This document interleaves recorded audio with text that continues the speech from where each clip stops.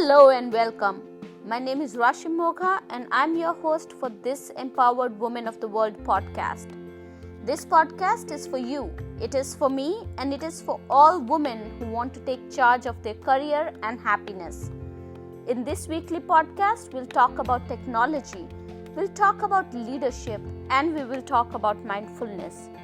We'll talk about how you can discover, visualize, and actualize your success, whatever that means to you. We will also talk about our common opponent, the conscious and unconscious bias which we deal with on daily basis, and we'll share ways to navigate work politics. At the end of each podcast, I will share with you a tip or a free resource that you can use to be successful. It's going to be a fun ride, so hop on and join me on this journey every week.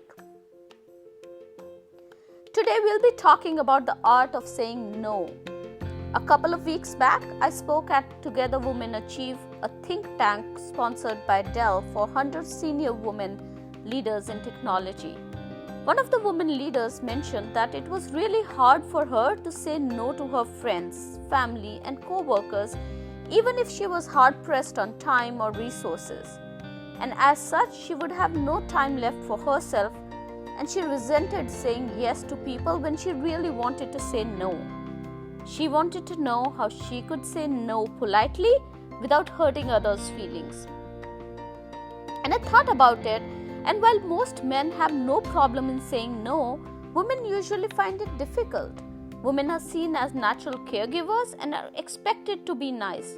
So how could she say no and still be liked and considered nice? Well, the first step is to realize that you come first. When you don't take care of yourself or your priorities, you will not be able to take care of others. When you are on an airplane, you are told to secure your own mask first before helping others, even your own child. After all, how can you help somebody else breathe easier if you are fighting for air yourself? So actually, next time when you have to say no to someone, don't panic. Don't think you are being rude. Think of it as saying yes to yourself and putting yourself first. If you find yourself hesitating to say no, then try saying, I would love to help you, but let me check my schedule and get back to you. This will help you buy some time and get back to the person over email or text to let them know that you can't fit their request in your schedule. You can also provide an alternate suggestion or maybe connect the person requesting help with someone who can possibly help them.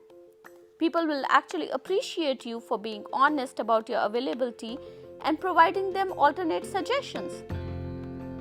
And once you master this, you can then graduate to saying no without having to give them a reason. After some practice, you'll find that saying no actually gets easier. And you'll now have time for yourself. You'll now be able to focus on things that are important to you. And when you decide to help others, it would be genuine. It would be without any resentment. So, practice saying no. And today's free resource for you is an Alexa skill called Holiday Kindness. This skill is available globally and you can use it on your cell phone too. It presents a suggestion for a random act of kindness daily. I specifically like this app because it also has suggestions on how to be kind to yourself. It's a nice way to be reminded that sometimes we need to put ourselves first and it's okay to do so. The link is in the show notes below, so give it a try. And thank you for joining me today. Thank you for loving, liking, and sharing the podcast. I look forward to seeing you again in our next podcast. Till then, keep empowering the world.